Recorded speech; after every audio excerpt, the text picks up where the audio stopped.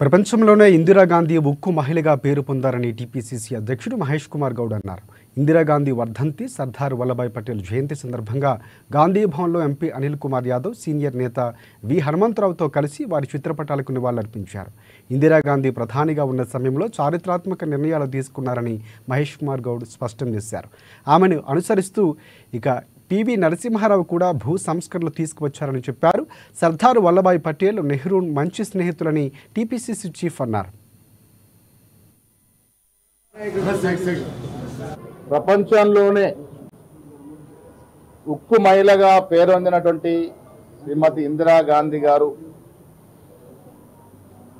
దేశం సురక్షితంగా ఉండాలి, దేశం అఖండంగా ఉండాలని కోరుతూ తీవ్రవాదుల చూడాలకి బలైనటువంటి రోజుది.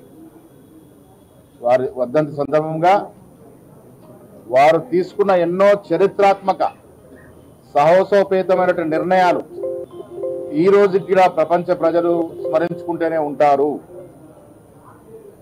ఆనాడు పెత్తందారు వ్యవస్థకు వ్యతిరేకంగా బ్యాంకుల జాతీయకరణ కానీ, రాజమహారాజుల ఆభరణాలు రద్దు కానీ, వ్యవసాయదారులకి, బీద ప్రజానికానికి ఉపయోగపడే విధంగా గరీబీ హటావో నినాదం కానీ ఎన్నో చరిత్రాత్మక నిర్ణయాలు ఇందిరాగాంధీ గారు ప్రధానమంత్రిగా ఉన్నటువంటి రోజుల్లో జరిగాయి. విదేశీ వ్యవహారంలో కానీ తీవ్రవాదుల్ని అణచివేసి దేశాన్ని అఖండంగా ఉంచాలని కోరుతూ చూడాలకి బలైనటువంటి మహనీయురాలికి ఒక వర్ధంతి పురస్కరించుకొని వారు నివాళులు అర్పిస్తా ఉన్నాం.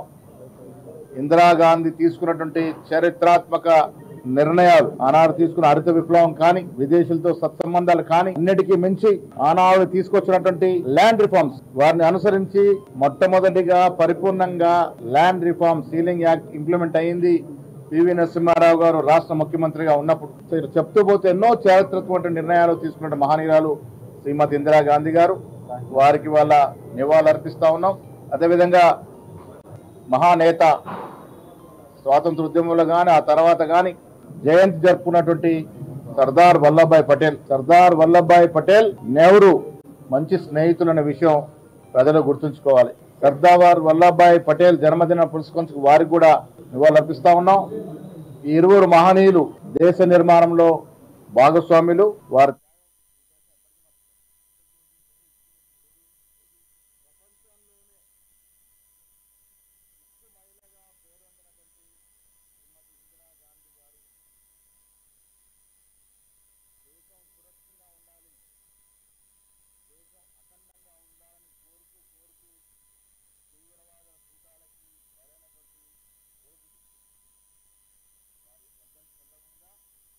స్వాతంత్రం వచ్చిన తర్వాత ఎన్నో రోజులు ప్రధానమంత్రిగా ఉండి బడుగు బలైన వర్గాలకు న్యాయం చేసిన ఏకైక నాయకురాలు శ్రీమతి ఇందిరాగాంధీ గారు.